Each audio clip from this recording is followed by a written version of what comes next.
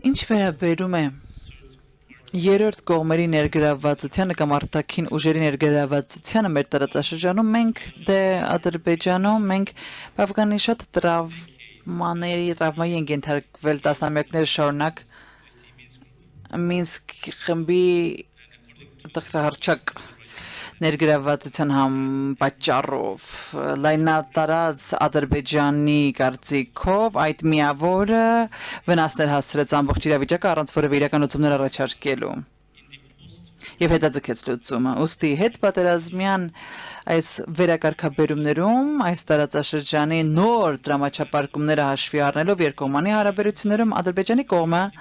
սովորաբար կնախընտրել երկկողմանի ներգրավվածություն Դա լինի Վրաստանի հետ կամ Հայաստանի հետ, մասնավորապես Հայաստանի հետ հիմա մենք ունենք բազմաթիվ ուղիներ, օրինակ խաղաղության գործընթացը, սահմանազատում, սահմանագծում, փոխկապակցվածություն, առևտուր, սրանք երկրների կողմից առաջ մղվող գործընթացներ են։ Անկամ հասարակությունների հաշտեցումը, փորձագետների, մտակենտրոնների փոխներգրավվածությունը, փոխհարաբերությունները, որոշ երկկողմանի շրջանակներ շատ օգտակար են եղել։ Եվ շատ շոշափելի վերջնարդյունքներով են հանդես եկել։ Միևնույն ժամանակ հասկանում ենք, որ Հարավային Կովկասը դա մեկուսացված կղզի չէ, հսկայական օվկիանոսում մենք պետք է հարևան երկրների հետ հարաբերություններ ունենանք, արտաքին ուժերին հաշվի առնենք։ Այս առումով հիմա փորձում եմ փոխանցել այն իշխող տեսակետը, որ առկա է Բաքուում։ Ադրբեջանի կողմը միանշանակ կողջուներ այն ներգրավվածությունները, որոնք կփորձեին աջակցել խաղաղության գործընթացը, կամ նրանք, որոնք նախագծված են տարածաշրջանային դիմակայունությունը ենթակառուցվածքը ամրապնդելու, օրինակ ԱՄՆ-ն TRIP ծրագրի մի մասն է, ես գիտեմ, որ Միսկրոնոն կարող է այս մասին ավելի մանրամասն խոսել, գիտեմ, որ Եմեում քննարկումներ են տեղի ունենում եւ Եմեն մասնակցում է Հայաստան-Ադրբեջանի ենթակառուցվածքային նախագծերում Բաքուն միանշանակ ողջունում է այդ արտաքին ինստիտուտներին կամ ուժերին, եթե օգտակար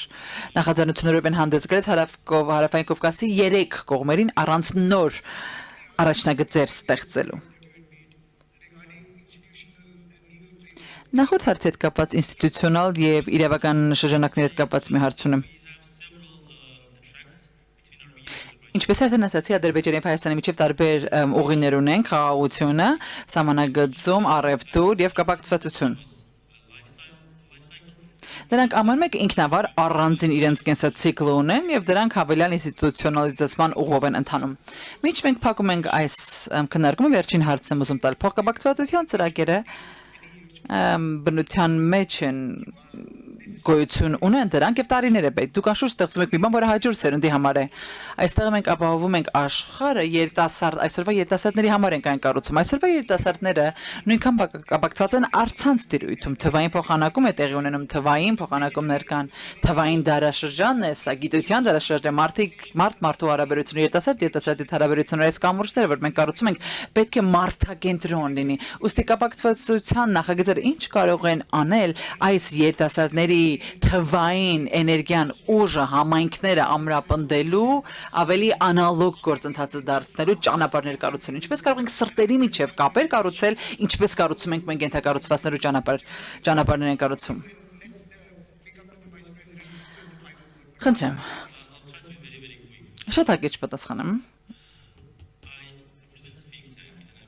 Ես մտակենտրոնի ներկայացուցիչ եմ եւ բազմաթիվ հայ-ադրբեջանական փորձագիտական հանդիպումների մասնակից եմ լինում եւ հաստատակամորեն ես հավատացած եմ, որ խաղաղության գործընթացը շատից քչից լավ է ընթանում, բայց դեռ մենք պիտի բախվենք հասարակությունների հաշտեցման ապագայում եւ հուսանք, որ այդ բարակայում որոշ թվային գործիքներ առցանց ներգրավվածությունը հայ-ադրբեջանցիների հարաբերությունները առցանց տիրույթում կնպաստեն այս հարցի լուծմանը